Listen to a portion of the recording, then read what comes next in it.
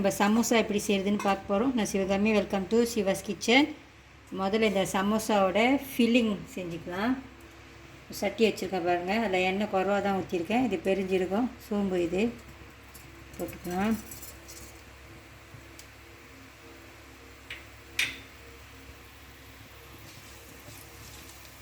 ஒரு பெரிய வெங்காயம்,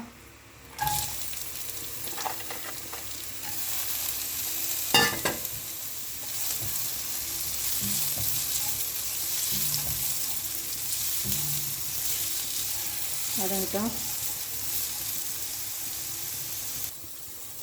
வெங்காயம் பாதி அளவுக்கு வதங்கியிருக்கு. நான் கொஞ்சம் கேபேஜ் எடுத்துருக்கேன். இந்த ஃபில்லிங் இன்றைக்கி கேபேஜும் உருளைக்கிழங்கும் மேலே வச்சு நான் செஞ்சுக்கிட்டு இருக்கேன்.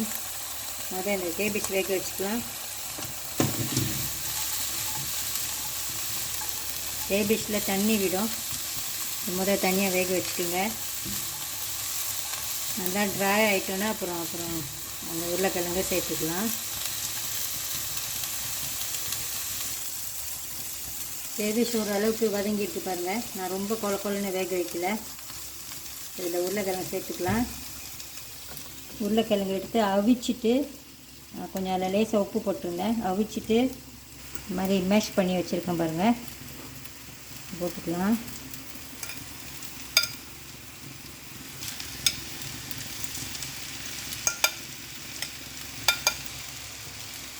கொஞ்சம் மிக்ஸ் வெஜ்ஜி ஃப்ரோசனோட பச்சை மிளகா,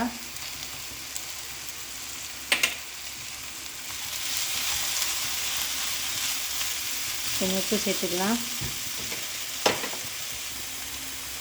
உருளைக்கிழங்கு வேகிறப்ப உப்பு போட்டிருந்தேன். இப்போ நான் கொஞ்சமாக தான் போட்டுக்கிறேன்.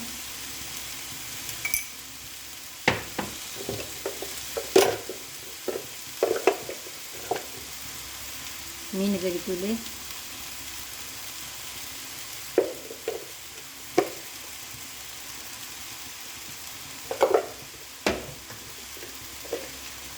கொஞ்சம் வெறும் மிளகாத்தூள்,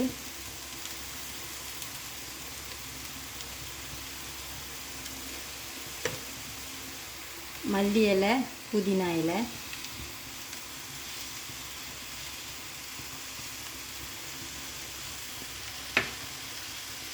ஸ்லோ ஃப்ளேம்லேயே வச்சு இப்போ இதை நல்லா மிக்ஸ் பண்ணி வேக வச்சுக்கலாம்.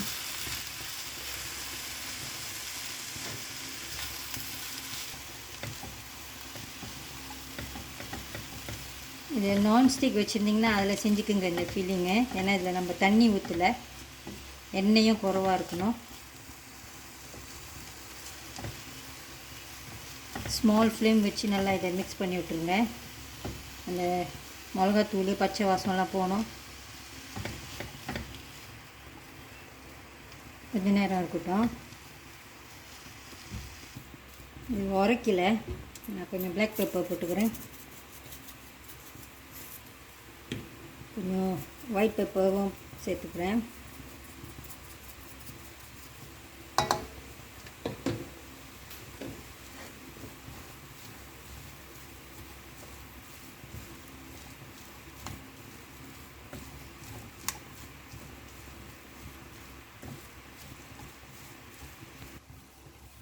உருளைக்கிழங்கு ஏற்கனவே வெந்தது, அதனால் இது இவ்வளோ தூரம் வெந்தது போதும். அடுப்பு ஆஃப் பண்ணிடலாம். இதை முதல்ல ஆற வச்சுக்கலாம். அடுத்து நம்ம சமோசாவுக்கு அந்த மாவு பிணைஞ்சிக்கலாம். இப்போ சமோசா அந்த மேலே மாவு செஞ்சுக்கலாம். நாளைக்கு ஒரு சின்ன ரெசிபி தான் செய்கிறேன். இது 250 கிராம் மாவு தான். 200 கிராம் ஆல் பர்பஸ் ஃப்ளார், இது ஒரு 50 கிராம் ஆட்டா மாவும் எடுத்துருக்கேன். நான் ரெண்டையும் கலந்து செஞ்சுக்கலாம். ஒரு அரை டீஸ்பூன் மாதிரி ஓமம், இது ஒரு அரை டீஸ்பூன் மாதிரி உப்பு. மாவுலாம் ஒரு வாட்டி சளிச்சிக்குங்க. முதல்ல கலந்துக்கலாம். உப்பு எல்லாம் இடமா படுற மாதிரி உப்பும் அந்த ஓமமும்.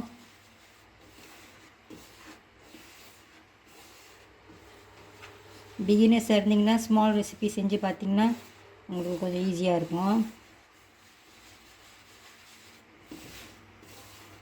நல்லா வந்துச்சுன்னா அப்புறம் இதே ரெசிப்பியை நீங்கள் டபுளாக செஞ்சுக்கலாம். நாங்கள் மார்ஜரின் தான் எடுத்திருக்கேன். இந்த பட்டை எடுத்துக்கலாம்.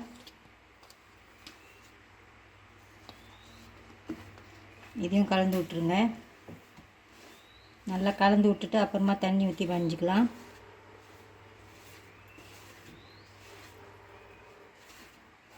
மாஜரின் எல்லா மாவுலையும் படுற மாதிரி எல்லாத்தையும் மிக்ஸ் பண்ணி விட்ருங்க.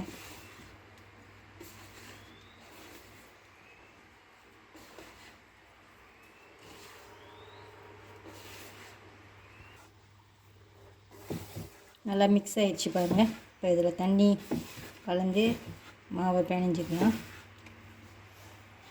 தண்ணி கொஞ்சம் கொஞ்சமாக ஊற்றுங்க.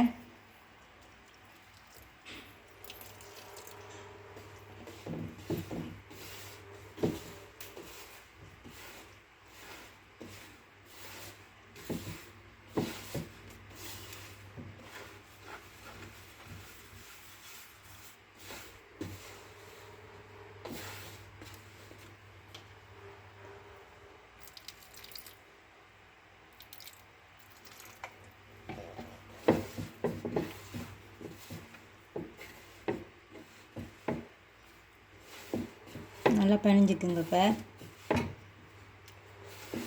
ஒரு டோவாக வந்துட்டோன்னு நான் காட்டுறேன். இந்த மாவு ரொம்பவும் சாஃப்டாக இருக்கக்கூடாது, அப்புறம் நம்ம அந்த ஃபில்லிங் வச்சுட்டா அது ஒழுங்காக வராது. அதுக்குன்னு ரொம்பவும் டைட்டாகவும் இருக்கக்கூடாது. சப்பாத்தி மாதிரி கொஞ்சம் இருந்தால் கூட ஓகே தான்.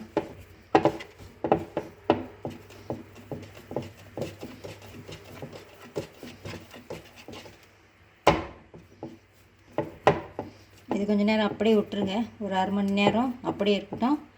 அப்புறம் நம்ம இந்த சமோசா செஞ்சுக்கலாம். 250 கிராம் மாவு வந்துட்டு நான் இந்த மாதிரி ஒரு 6 பீஸாக பிரித்து வச்சுருக்கேன் பாருங்கள். இப்போ இந்த சமோசா எப்படி செய்யுதுன்னு பார்க்கலாம். ரொட்டி கட்டை எடுத்திருக்கேன்.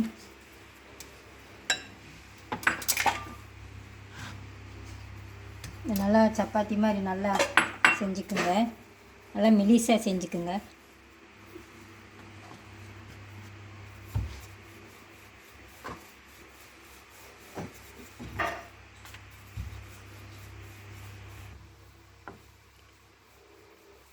சொன்ன மாதிரி இதை நல்லா மெலிசாக செஞ்சுக்குங்க. இதை வெட்டிக்கலாம். ஏதாவது ரவுண்டாக வச்சுருந்தீங்கன்னா அது மேலே வச்சு அப்படியே வெட்டிக்குங்க.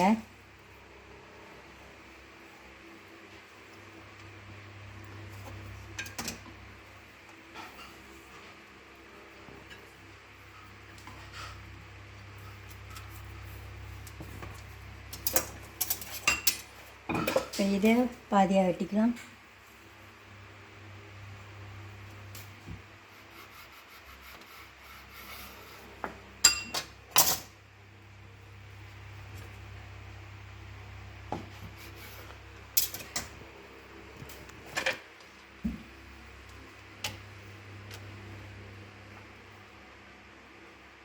ஒரு சைடு தண்ணி வச்சுக்கலாம், அப்போ தான் ஒழுங்காக ஒட்டும். இது வந்து ஒரு பாக்கெட் மாதிரி இப்போ செஞ்சுக்கணும். நீங்கள் இதை ஓவர்லேப் பண்ணிட்டிங்கன்னா மாவு ரொம்ப மொத்தமாக இருக்கும். பாருங்கள், ஓவர்லேப் பண்ணிச்சுன்னா மாவு ஒரு சைடு ரொம்ப மொத்தமாக இருக்கும். நான் கொஞ்சம் வெட்டிக்க போகிறேன். எவ்வளோ தூரம் வேணுமோ அவ்வளோ செஞ்சு வெட்டிக்குங்க.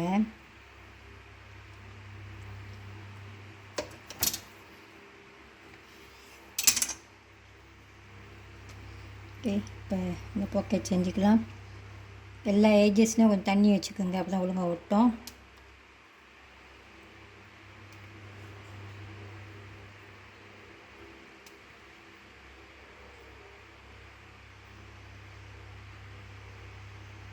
ஓகே, கோன் மாதிரி ஒன்று எடுத்துக்கோங்க.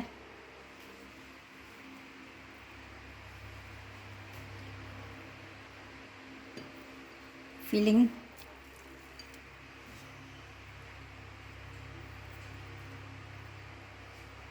இன்னும் நல்லா உள்ளுக்கு அமுக்கி விட்ருங்க. கொஞ்சோண்டு வச்சுட்டு உள்ளுக்கு அமுக்கி விட்டுட்டு அப்புறம் 2வது வாட்டி வச்சுக்கலாம்.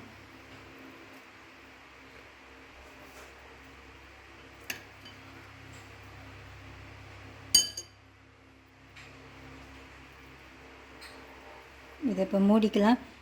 எங்கே மாவு கூட இருக்குதோ அதெல்லாம் கொஞ்சம் நம்மளுக்கு வேணாம், அதெல்லாம் கொஞ்சம் வெட்டிடலாம். நான் கொஞ்சம் வெட்டிக்கிறேன், இல்லைன்னா அது கிராஸாக இருக்கும், மொத்தமாக இருக்கும் பொரிச்சிட்டோன்னே. இப்போ இதை சீல் பண்ணிக்கலாம். மறுபடியும் தண்ணி கொஞ்சம்.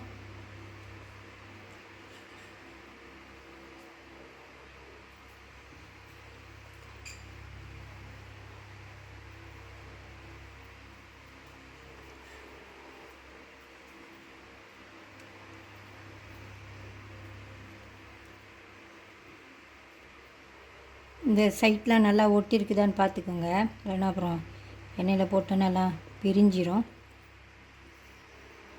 இங்கிட்டலாம் அப்படியே கொஞ்சம் செங்கேட்டாக இருந்துச்சுன்னா அதை கூட கத்திரிக்கோல் எடுத்து அழகாக வெட்டிக்கலாம். இப்படி அழகாக வெட்டிக்குங்க.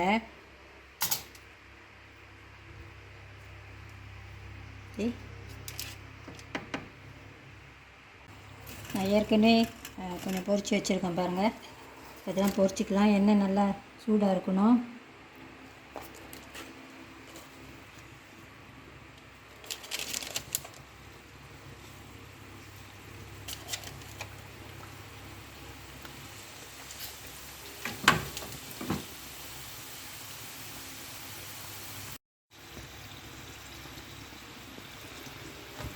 நல்லா கிறிஸ்பியாக இந்த மாதிரி பொரிச்சிக்குங்க. கலர் கூட கொஞ்சம் கோல்டன் கலர் மாதிரி வரும். இப்போ எடுத்துடலாம்.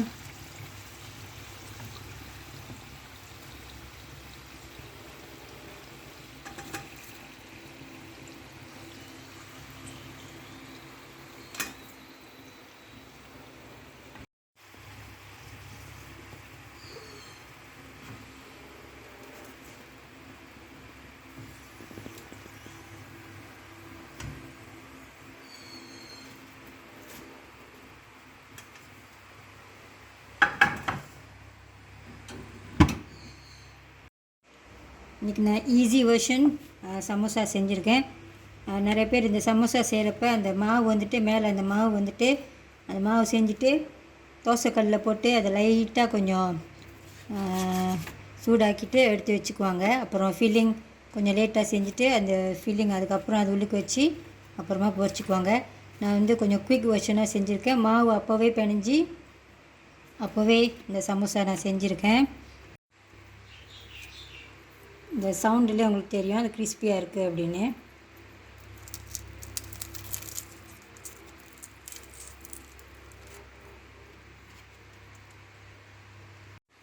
நான் இப்போ ஒரு 10 சமோசா தான் பொரிச்சிருக்கேன். இன்றைக்கி இந்த ரெசிபிக்கு உங்களுக்கு ரஃப்லி ஒரு 14-15 சமோசா கிடைக்கலாம். இந்த மாதிரி சைஸில் நான் இன்றைக்கி இது மீடியம் சைஸ்னு சொல்லுவேன்.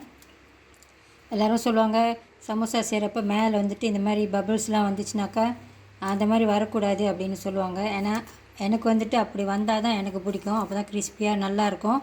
இது வந்து very much Indian style samosa. இது நீங்கள் இந்த பொப்பியா ஸ்கின் வச்சு கூட சமோசா இப்போலாம் செய்கிறாங்க. அதுவும் நல்லா தான் இருக்கும். நீங்கள் அந்த மாதிரி கூட ட்ரை பண்ணி பார்க்கலாம். இந்த வீடியோ உங்களுக்கு பிடிச்சிருந்துச்சின்னா லைக் பண்ணிவிட்டு ஷேர் பண்ணிவிட்டு சிவாஸ் கிச்சன் சேனலுக்கு சப்ஸ்கிரைப் பண்ணிக்கோங்க. தேங்க்யூ ஃபார் வாட்சிங்.